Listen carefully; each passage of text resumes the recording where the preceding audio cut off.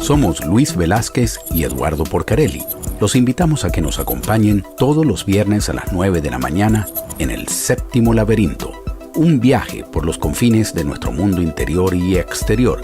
Ciencia, filosofía y esoterismo por lavisiónradio.net. Información que va contigo. El Séptimo Laberinto. Bienvenidos amigos y amigas de La Visión Radio. Hoy es 1 de diciembre de 2023. Siempre un placer estar con todos ustedes y darles la bienvenida al programa El Séptimo Laberinto. ¿Cómo estás, Luis? ¿Cómo está nuestro querido invitado, Enrique? Muy bien, gracias. Bueno, les recuerdo que nuestro número de teléfono es el 678-477-3036. Asimismo, se pueden comunicar con todos nosotros a través de las distintas redes sociales, el Facebook, el Twitter, el Instagram. Nos pueden ver en vivo en el canal de YouTube de La Visión TV y nos pueden ver en diferido en ese mismo canal o en el canal del Séptimo Laberinto. Hoy tenemos a un invitado de la casa con el cual siempre es un placer conversar, el doctor Enrique Ali González Ordosgoiti. Enrique González Ordosgoiti, ya lo hemos presentado varias veces, profesor académico, investigador en todos estos temas de filosofía, teología, sociología, es decir, un espectro muy amplio, y escogimos con él para conversar el tema del mal. El mal, que uno puede aproximarse a este tema desde muchas vertientes, pero sobre todo la que más se le presenta a uno cuando uno trata de conversar del mal es la vertiente religiosa. Cómo conciben las distintas religiones a través de la historia lo que es el mal. Quiero comenzar por lo básico, Enrique, además de darte la bienvenida.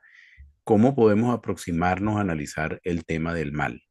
¿Es correcto utilizar solamente la vertiente religiosa o también podemos hacer un análisis completo desde el punto de vista sociológico o desde el punto de vista político, económico, o el mal siempre es una esencia que hay que analizarla en su raíz? ¿Cómo nos aproximamos a él? Bueno, yo quisiera comenzar agradeciéndote a ti y a Luis por la invitación que me han hecho a este prestigioso e interesante programa Séptimo Laberinto, que yo disfruto muchísimo porque las conversaciones suelen ser muy interesantes. Y de una Muchas vez quiero gracias. de entrada, aprovechando esas preguntas, señalar la enorme importancia y complejidad del tema propuesto para este día. ¿Qué es el mal? ¿Qué es la maldad? ¿Por qué existe el mal? Por ejemplo, son algunas preguntas que, como bien lo decías, uno se las puede formular. Permítanme presentar una tesis doctoral inédita del intelectual español Alberto Gil Ibáñez, presentada en el 2010 en la Universidad Complutense de Madrid, que se puede conseguir gratuitamente en Internet. Se llama Mal, Religión y Saber, una lucha relacional integral frente a una realidad ambivalente. Nada más con ver el índice ya tienes una primera respuesta, Eduardo, a tu pregunta, porque ahí se ve el mal desde la religión, desde las ciencias sociales, desde las ciencias naturales, desde la filosofía, de las diversas visiones incluso de la política, con un análisis muy interesante, pero bastante sugerente. Es una tesis densa, tensa, y que bueno, yo ahí voy a tomar inicial la primera cita que él hace, y ya con eso doy por introducido el tema de parte mía. La primera cita dice: según datos recogidos por Barry Whitney, solo entre 1960 y 1990, es decir, 30 años, se publicaron más de 4.200 escritos filosóficos y teológicos sobre el problema del mal. Así que imaginémonos ya, de entrada, que es un gran tema. Es un gran tema que sigue necesitado de respuestas totales, que a veces no las hay. Tal abundancia de trabajos filosóficos y teológicos sobre el mal ya nos dice la importancia de trabajar ese tema, pues el mundo que nos rodea está cada día más inmerso en el mal. Pensamos incluso que la columna vertebral de nuestra realidad actual mundial es el mal.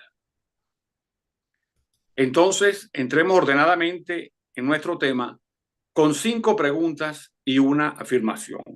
Las preguntas: ¿qué es el mal? ¿Por qué existe mal en el mundo? ¿Por qué permite Dios que exista el mal en el mundo? ¿Es inevitable el mal? ¿Puede existir un mundo sin mal, como lo plantean, por ejemplo, la teología de los pueblos guaraníes, que siempre andan en busca de un mundo sin mal? Y la afirmación mía es que las principales fuerzas societales que le imprimen su dinámica al mundo actual son claramente fuerzas adoctrinadas y entrenadas para la maldad, las cuales se organizan a través de 4 ejes envolventes. Primero, el eje de Unidos contra la Vida, conformada por las 3 letras E-A-E. 2, el eje de la aniquilación civil de los ciudadanos, expresado en la dialéctica de lo políticamente correcto y la cultura de la cancelación. 3, el eje de las compañías multinacionales del delito, narcotráfico, tráfico de niños, tráfico de armas, etc. 4, y el terrorismo. Comenzaremos con las 5 preguntas, pues las mismas nos remiten a cuál es el fundamento de realidad que tiene el mal. La primera pregunta: ¿qué es el mal? Pudiéramos utilizar una definición de trabajo. Es el deseo consciente y deliberado de hacerle daño a otro ser humano o grupo social o al ambiente natural en donde vivimos.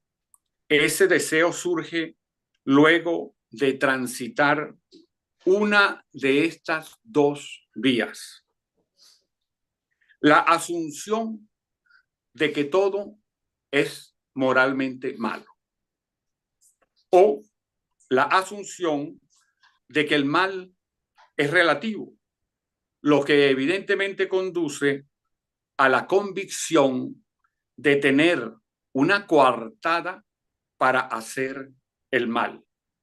Porque si no existen como valores absolutos el bien y el mal, que es el relativismo moral que a veces impera a partir del posmodernismo, sino que se suponen relativos, realmente lo que sucede es que el mal es lo único existente y por lo tanto lo único que existe es el mal.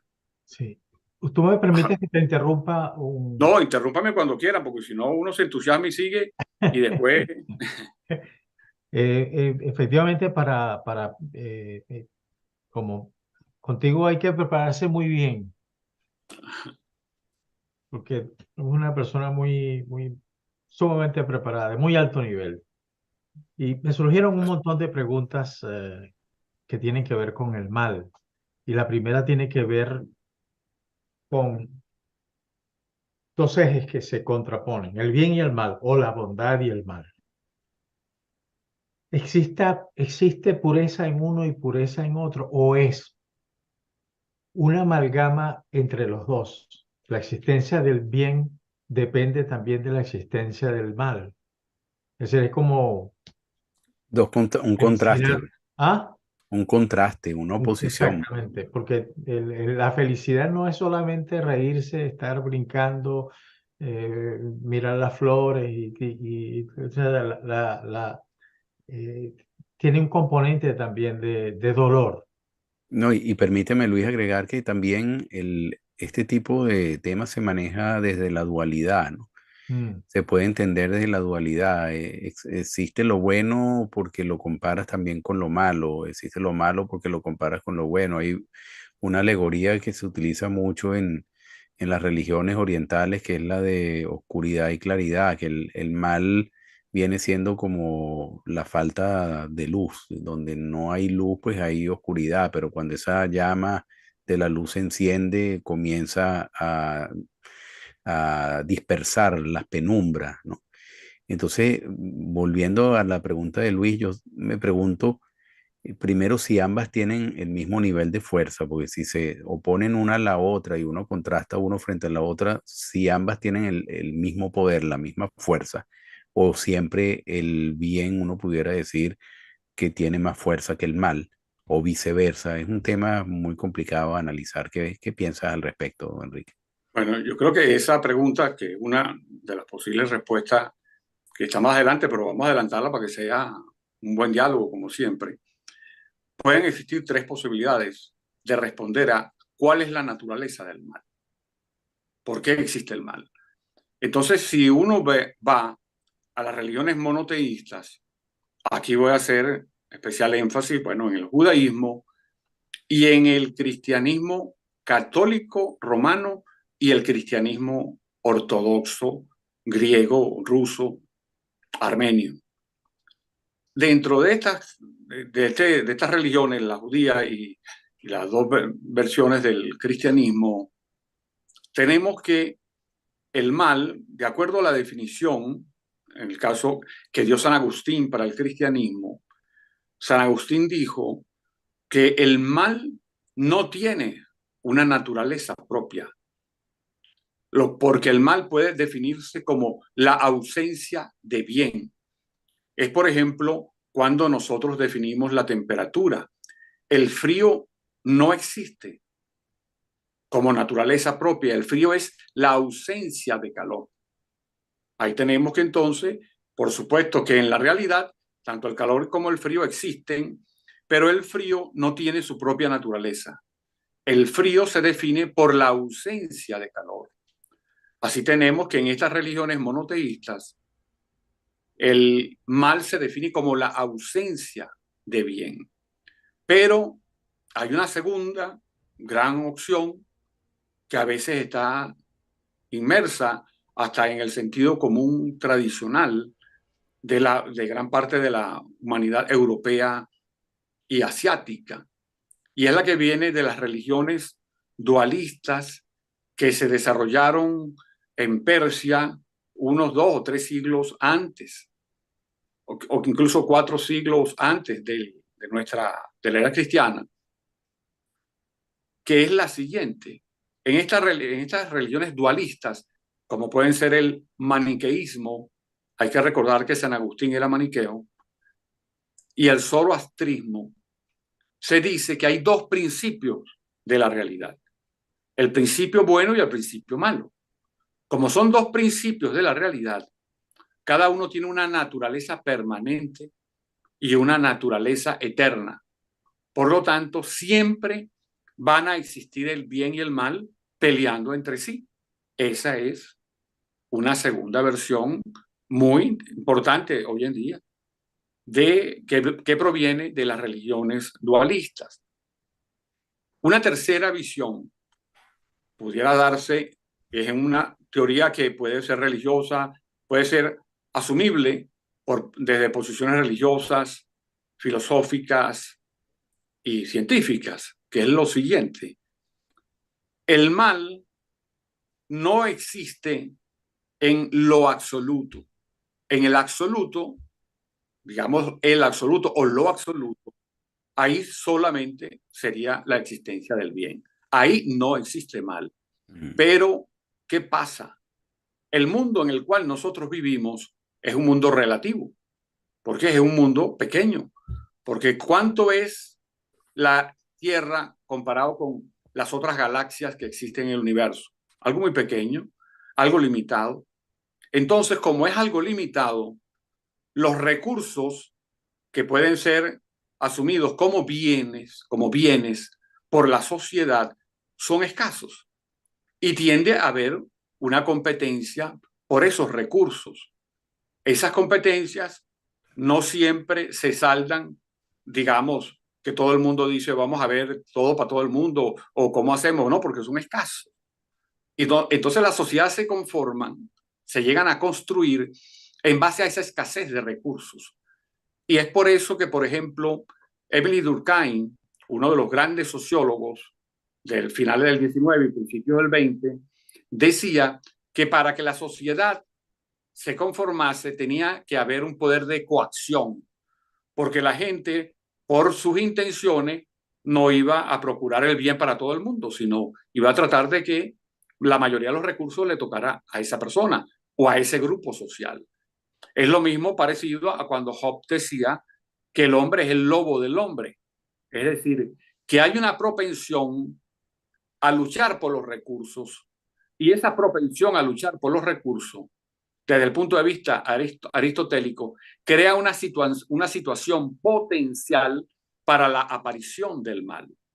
Entonces, desde esta tercera óptica, el mal es algo inherente, o sea, potencialmente inherente al mundo. Y cuando digo potencialmente, me refiero a Aristóteles, que todavía no es acto. No es que es un acto ya de una vez, no es que el mundo de por sí es malo, sino que tiene la potencia de ser malo.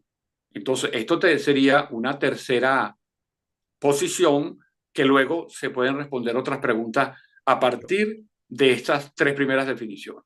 Enrique, y uno pudiera preguntarse o reflexionar que el origen del mal, por lo menos en el ser humano, tiene que ver con el egoísmo, con ese descubrimiento de sí mismo, porque justamente cuando el individuo comienza a descubrirse a sí mismo, comienza a incrementar su ego, pues en ese mismo nivel quiere apropiarse de todos los recursos posibles para subsistir, alimentar el ego, acrecentarlo, dominar, etcétera.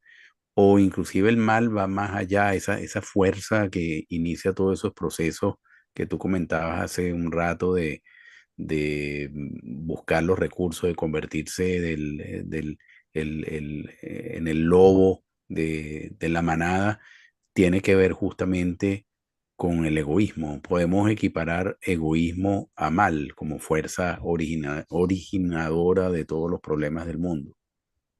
Bueno, en parte sí, siempre que logremos distinguir permanentemente ego de egoísmo. El ego es el yo. Todos necesitamos un yo para existir. Incluso todos existimos a partir de que hay un yo. Ahora, cuando ese yo se desarrolla en contra de los demás, es precisamente lo que se llama egoísmo. Es para establecer la diferencia entre burocracia y burocratismo. Toda institución necesita una burocracia.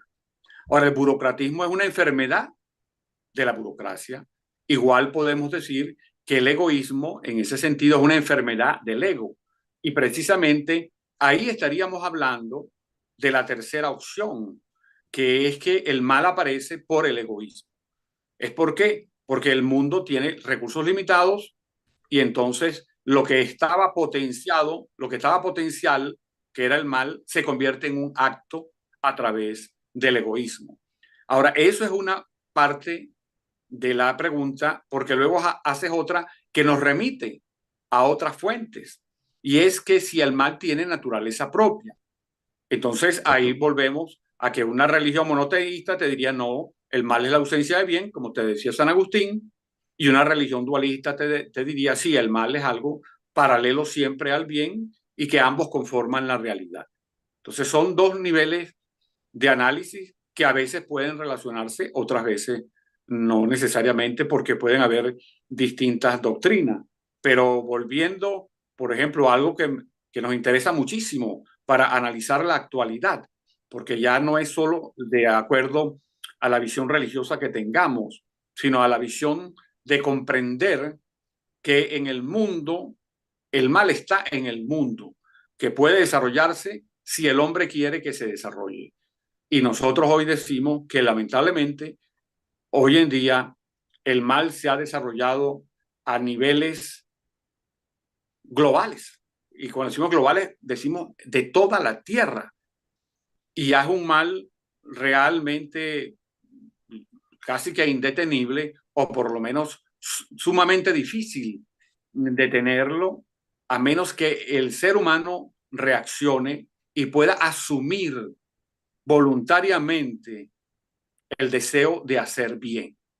Entonces, bueno, ya eso sería hablar de los 4 ejes que pudiéramos Así es, esperar un momento y seguir con la así es. conversación.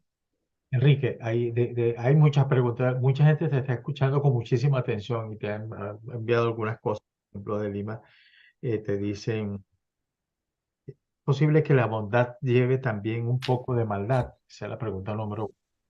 La pregunta número dos tiene que ver con el mal y la maldad.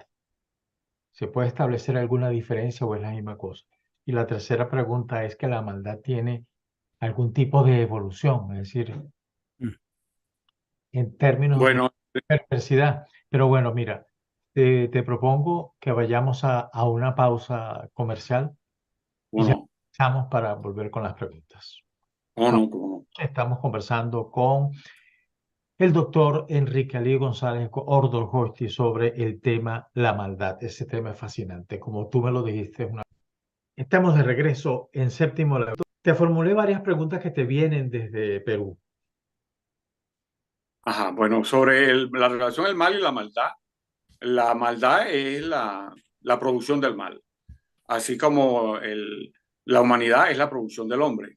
Ajá, Entonces, la maldad es cómo se expresa el mal. el mal. Ahora, siempre a veces nos podemos estar preguntando cuál es la naturaleza del mal.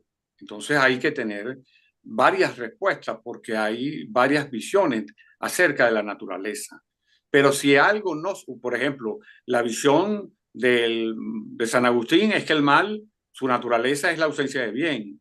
En las religiones dualistas es que el mal es permanente, constituye la realidad.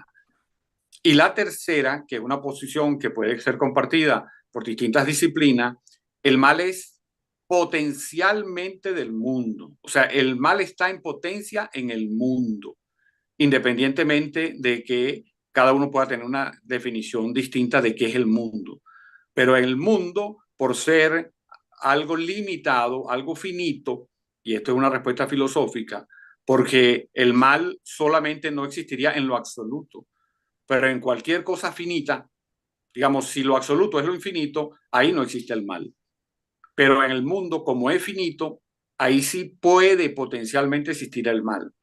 Pero el mal lo causan los seres humanos. No tiene existencia, en esta teoría, no tiene existencia fuera del ser humano. Es decir, el ser humano es el que hace posible el mal. Oye, Y esto es importante porque a veces se usa como excusa de que algo así como el mal está en el ambiente y alguien se vuelve malo porque estaba en el ambiente. No, alguien se vuelve malo porque quiso volverse malo y por lo tanto tiene que acarrear las consecuencias morales, éticas y jurídicas de la maldad que ha hecho. oye, eso que tú dices es muy interesante y tiene mucho trasfondo. Enrique, yo siempre creo, bueno, donde se pone a prueba el libre albedrío es en esa potencialidad que tiene el ser humano para Exacto. hacer el bien o para hacer el mal. Yo digo, en ese sentido, el ser humano es poderosísimo porque tiene todo el potencial del mundo para hacer el bien y tiene todo el potencial del mundo para hacer el mal. Pero sin embargo, hay veces que uno ve contextos para algunos seres humanos donde tú dices, bueno, pero qué difícil era para él sobrevivir sin de alguna manera hacer el mal. Digamos, la persona que nació en un barrio muy pobre donde hay muchísima maldad y él tiene que hacer el mal para defenderse. Entonces uno se pregunta, ¿hacer el mal a veces para defenderse, para sobrevivir, este, tendrá la misma dimensión del mal que se hace con toda la intencionalidad de hacer daño por unas razones futiles, etcétera? Y me lleva también a otra reflexión o pregunta que se hace la mayoría de las personas cuando aborda este tema y se pregunta, bueno, si Dios es tan bueno, ¿por qué existe el mal? ¿Necesitamos nosotros los seres humanos experimentar el mal para crecer, para mejorar? ¿Por qué existe el mal si Dios es bueno? Ajá, entonces ahí tenemos que responder, porque fíjate, esa pregunta ya me ubica a mí en las religiones monoteístas, me ubica especialmente en el cristianismo. Entonces en el cristianismo te dice que Dios amó tanto al mundo, que de sí mismo que hizo una creación, donó la creación.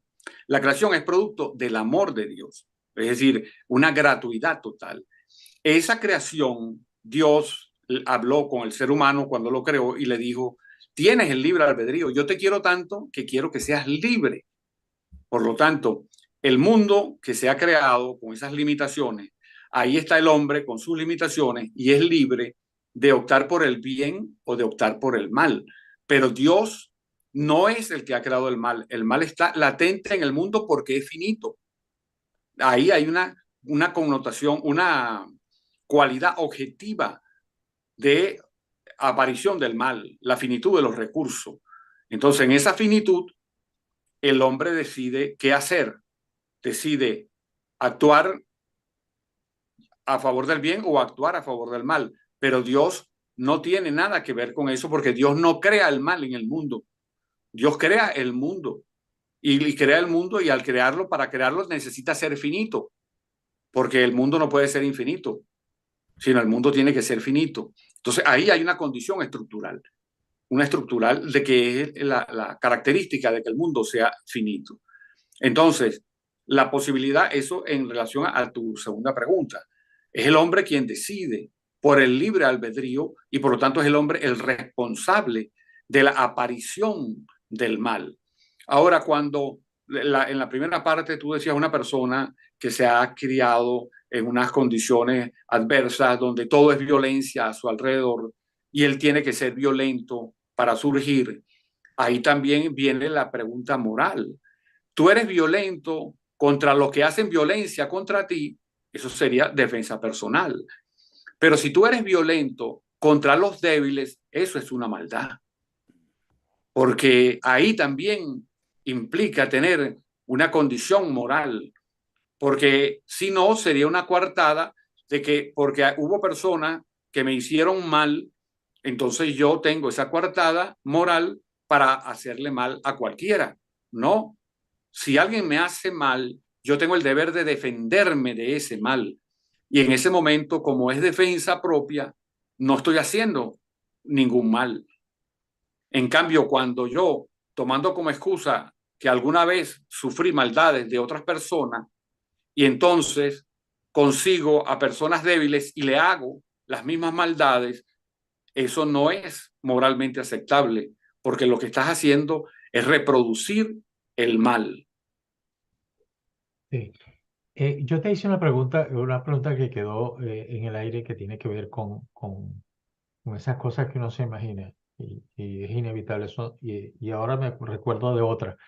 La primera es que el mal o la maldad tiene algún tipo de evolución. Es decir, ¿dónde aparece la perversidad y qué tipo y qué significa ser perverso con relación Sí, al mal? Y la otra pregunta es que científicamente se puede ubicar el mal en alguna parte de nuestro cuerpo. Por ejemplo, me imagino, el cerebro. bueno, ahí vamos a la primera que comparado con la segunda es fácil, es más fácil, es mucho más fácil. En la primera, el mal, por supuesto, que tiene gradaciones. Y como el mal es una actitud moral y la inteligencia es una actitud de la mente, tú puedes utilizar la mente para el bien, pero también puedes utilizar la mente para el mal. Y desde ese punto de vista, nosotros podemos tener muchísimos ejemplos de personas que intelectualmente eran unos genios y desarrollaron la maldad a una escala inconcebible antes de ellos. Por ejemplo, Hitler era un genio, Stalin eran genios políticos. Y hay que ver lo que inventaron o cómo utilizaron su inteligencia para profundizar en una diversidad de mecanismos de la maldad. Porque los campos de concentración donde el nazismo asesinó a muchos, entre ellos a varios millones de judíos, con lo que hoy se conoce y se debe seguir conociendo como el Holocausto. Pero si nosotros comparamos esos campos de concentración que duraron 6 años y causaron esos desastres, también deberíamos hablar de los campos del Gulag, Sí. que duraron muchísimos años y dirigido por Stalin. Entonces, por supuesto que el mal puede evolucionar, porque así como la mente ayuda a desarrollarse las cosas buenas, también ayuda la mente y la inteligencia a desarrollarse las cosas malas. Sí, Enrique, me pregunto también sobre este tema del mal que siempre genera tanta polémica. Uno pudiera plantearse la posibilidad de que algún día desaparezca. Yo sé que desde el punto de vista de algunas religiones del mundo, mm, ahí, digamos, plantea un escenario en el que algún día los seres humanos evolucionarán a tal nivel que prácticamente se harán uno con Dios y el mal desaparecerá como un retorno al origen. Pero eso lo pregunto junto con otra pregunta más terrenal. En muchos asesinos en serie, cuando se les ha hecho estudios en el cerebro, han encontrado unas disfunciones que de alguna manera no justifican nunca, pero explican comportamiento maligno, hasta el punto que son después tratados, por supuesto, como criminales, pero más que criminales, personas locas, fuera de sí. Uno se pregunta en esos casos, ¿es el mal obrando por sí mismo, sin ya la fuerza del libre albedrío del ser humano, sin ya la escogencia que puede tener cada ser humano de esa potencialidad de hacer el bien y el mal, sino ya es como esa pregunta inicial que hacía Luis, el mal obrando por sí mismo con independencia de los seres humanos sobre los que va a actuar? Ajá, fíjate que ahí hay una pregunta igual parecida a la que había dicho Luis antes y que bueno, como hacen dos preguntas grandes, uno se va con una y luego se distrae y ya se le olvida la primera, pues no más que tú la recuerdas porque a uno no le es difícil tener dos ideas tan grandes simultáneas. Uno tiene dos oídos, pero oye una sola cosa, ya con el segundo.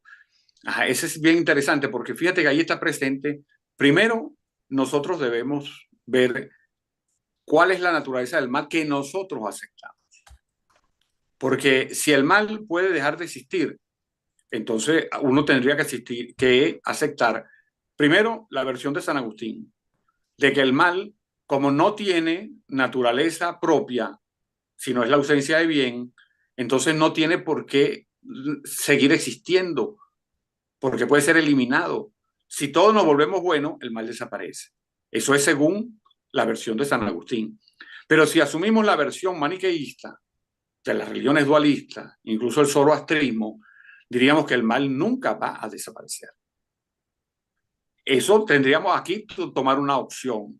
Y luego podemos tomar la otra opción, que si nosotros tomamos la primera opción, que es la de que el mal no tiene naturaleza propia, sino es ausencia de bien, podemos entonces también hacer nuestro la tercera, de que el mal existe potencialmente en el mundo, pero no obligatoriamente.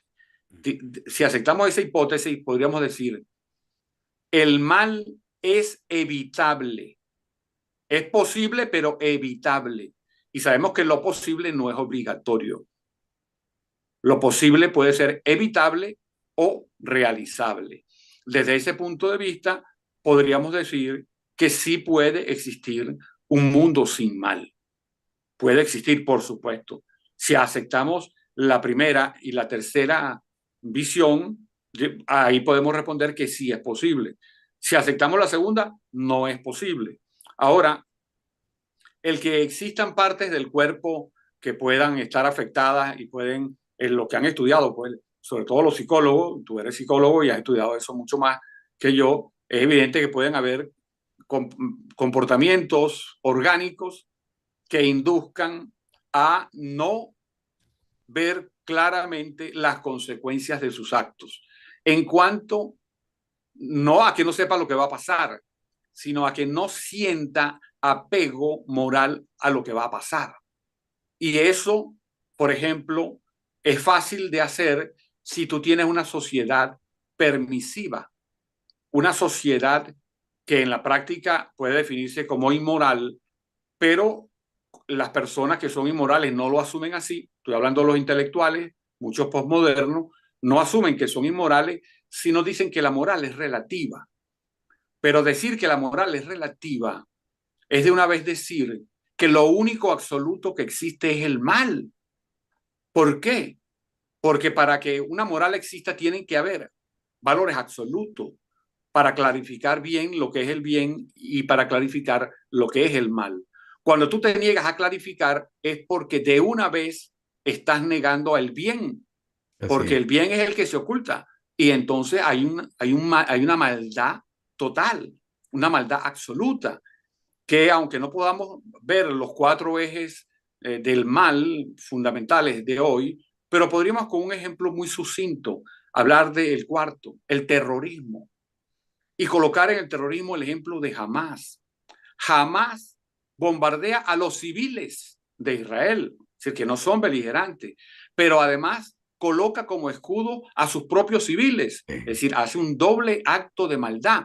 Lo más sorprendente es que es apoyado y aplaudido por un sector importante del mundo, lo cual quiere decir, en términos de comparación histórica, que el paroxismo que se lograba en el Imperio Romano cuando las personas iban a un circo y al final pedían la muerte o la vida de los gladiadores, con todo lo que eso llega a nuestra imaginación, hoy ocurre y está ocurriendo con los aplausos que se le dan a Hamás.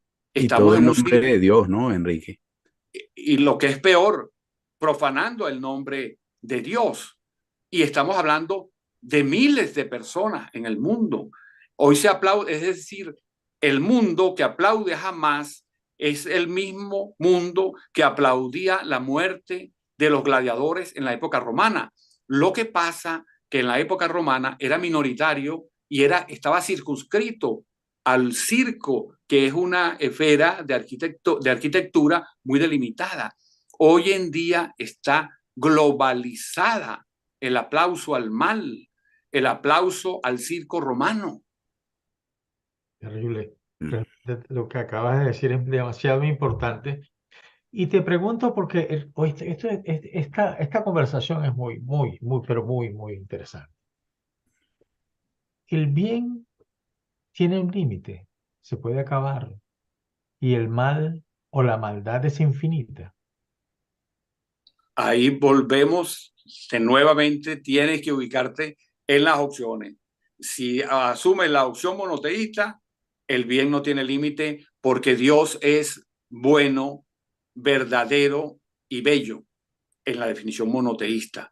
Por lo tanto, ahí no hay límite, porque la belleza por estar en Dios es total, lo bueno por estar en Dios es el todo, y la sabiduría por estar en Dios es todo. Entonces eso no tiene límites. En cambio, el mal, si lo vemos desde el punto de vista monoteísta con San Agustín, el mal sí tiene límites, sí lo tiene, y es obligación moral del individuo optar por el bien públicamente y con toda la fuerza interna que posea, porque precisamente a veces otros lo han dicho, que el mal avanza es porque los que creen en el bien no lo dicen en alta voz. Entonces, ahí hay una disyuntiva que afecta la condición existencial de cada quien, que debe optar y es imposible no optar o por el bien o por el mal. Sí. Es una cosa realmente impresionante lo que estamos hoy escuchando de una vez. Y aquí hay un oyente que nos dice o nos pregunta, que ese es un tema que hay que explorarlo también. eh, la felicidad, ¿dónde lo ubicamos entre los dos? Entre el bien y el mal. Bueno, resulta que la felicidad no puede definirse, de acuerdo a mi punto de vista, no puede definirse desde lo externo al ser humano, sino lo que cada ser humano considera felicidad. Entonces, por ejemplo, hay personas que pueden decir, mi felicidad está en hacer el bien, mientras otros pueden decir, mi felicidad está en hacer el mal, o mi felicidad es hacer 50 y 50. Es decir, la felicidad como es algo humano, solamente la puede definir cada ser humano. La felicidad no es una entelequia que existe por encima del ser humano, salvo en el absoluto, que para quienes somos creyentes, la felicidad absoluta es estar con Dios. Pero eso es para quienes somos creyentes. Quienes no son creyentes tendrán otro tipo de definición de felicidad. Sí. Quedó también una pregunta en el aire y que tiene que ver con lo científico. ¿Te acuerdas que te hice la observación? Es decir, ¿hay alguna forma de ubicar en el cuerpo físicamente o científicamente la ubicación del mal? ¿O es algo que es como una sombra que está por encima de cualquier cosa? Yo te hago esa pregunta por una sencilla razón. Preparándome para esta conversación contigo, me encontré con un papel que hablaba de un escenario Mad Max. Mad Max, si yo no sé si tú recuerdas, fue una Sí, sí, sí. película muy exitosa de Hollywood, en donde todo era maldad, todo era maldad. Y había un sector pequeño que trataba de defenderse, pero también con violencia y agresividad. Es que existe esa posibilidad Bueno, de... fíjate que ahí hay varias cosas que podríamos plantearnos. Primero, no pensar que el mal o el bien son entelequias que tienen existencia propia. Es decir, así como, por ejemplo, que uno diga, aquí está hay una nube, esta nube significa el mal, el que pase por ahí, la nube lo llena de maldad. Y aquí hay una nube que es buena, el que pase por esa nube, la nube lo llena de bien. El bien o el mal no existen por sí mismos en cuanto a que sean entelequias, que hay que diferenciar desde el punto de vista religioso, es que hay otros seres, para quienes somos creyentes, hay otros seres que pueblan el universo, que digamos, utilizando esos términos técnicos, ya hoy en día no están encarnados para utilizar otras religiones que lo plantean así, pero que fue que cuando tuvieron en vida, si son seres humanos muertos, representaban y se habían afiliado tanto al mal que son personas malignas hoy en otra dimensión, pero que siguen afectando a las personas. Eso para hablar de otras religiones que lo hacen suyo, como pueden ser las religiones espíritas basadas en Allan Kardec. Ahí tendríamos otra dimensión del problema, porque hasta ahora hemos introducido dos tipos de religiones, pero se puede introducir más. Desde el punto de vista, digamos, más filosófico, incluso científico, yo, por ejemplo, no creo que el mal sea una entelequia que existe por sí mismo. El mal es la posibilidad de hacer mal. El mal, porque si el mal tuviera existencia propia, ya estaríamos haciendo nuestro las religiones dualistas. Como no la hacemos porque asumimos la posición de San Agustín, entonces el mal no tiene naturaleza propia, no tiene existencia propia. Lo que existen son personas malas y también podríamos decir otros entes que no son personas, que son malas, de acuerdo a otro tipo de religiones. Ahora, hablar de, por ejemplo, la posibilidad de un mundo solo de maldad, ya eso es una teoría que no plantea, por ejemplo, ninguna religión. Y entonces, ¿de dónde puede venir esa teoría? O sea, ¿quién la pudiera sostener? Porque científicamente la ciencia, por ejemplo, para que tiene que demostrar empíricamente las cosas, para las ciencias lo que empíricamente existe es el bien y el mal. Digo, la ciencia, especialmente la ciencia filosófica, pero no existe empíricamente una sociedad que pueda definirse como una sociedad completamente mala. Por lo tanto, esa posibilidad de que exista un mundo solo malo tendría que tener por atrás, por ejemplo, una visión cosmogónica. ¿Cómo ha surgido un mundo enteramente malo? Claro, ¿O cómo se ha convertido un mundo enteramente malo? Entonces habría que crear habría que tener otra teoría que hasta lo que yo sé, incluso las religiones que son propiamente satanistas, ellos no plantean que todo es malo, sino lo que es malo es lo que existe y que si se voltea, vamos a colocar esa imagen muy fácil, sería el bien para ellos, lo que sería bien para ellos. Pero no conozco una religión que haya desarrollado una teoría cosmogónica que pudiera explicar por qué un mundo puede ser solamente malo, porque lo que existe empíricamente, y la ciencia no puede ir más allá de esa posibilidad de demostración empírica, es que lo bien y lo mal están como en un combate permanente. Enrique, se me ocurre un tema que tanto tú como yo manejamos, y Eduardo, por supuesto, muchísimo, muy bien, que es el tema de las relaciones internacionales y la conformación de un nuevo orden.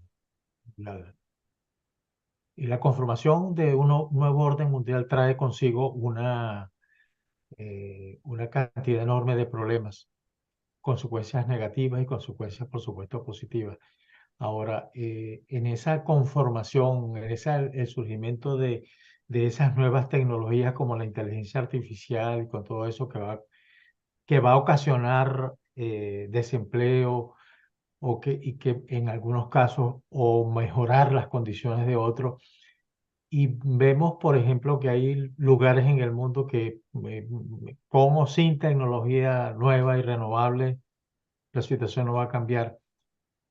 ¿Cómo establecer la maldad ahí si lo que se está defendiendo son los intereses y la supervivencia de tu propia sociedad? Por ejemplo, en el caso chino.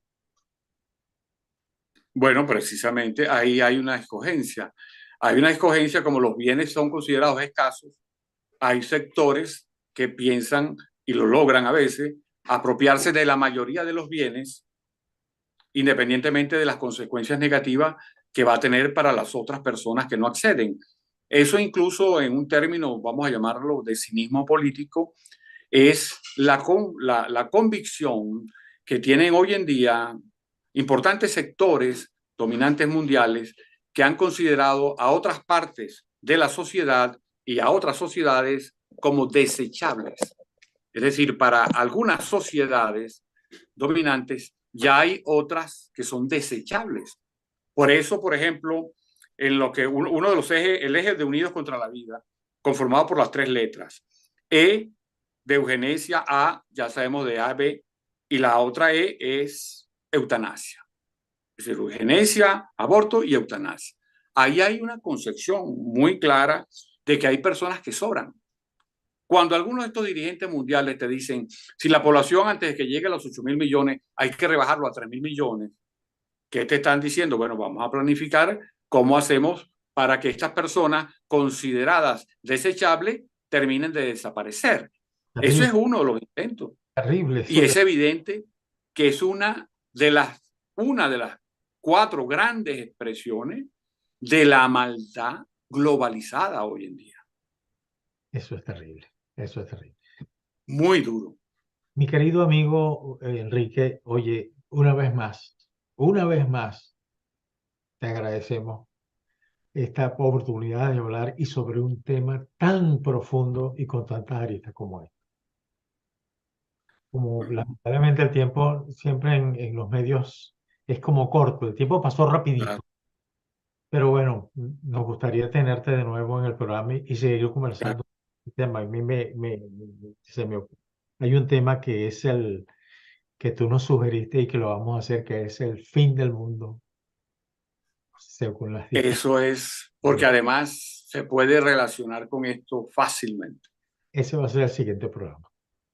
Bueno, yo estoy siempre encantado con las invitaciones de ustedes porque me hacen a mí reflexionar, pensar, aprender de ustedes, porque cada pregunta que hacen es una recta de 100 millas para el home y entonces normalmente me ponchan, pero bueno. Nosotros nos preparamos mucho y tomamos mucho en cuenta todo lo que tú nos dices y la lectura. Un fuerte abrazo, mi querido amigo. Igualmente para ti y para Eduardo. Muchísimas gracias. Anthony, por estar con nosotros en este programa. Muchas gracias. Muchas gracias a ti.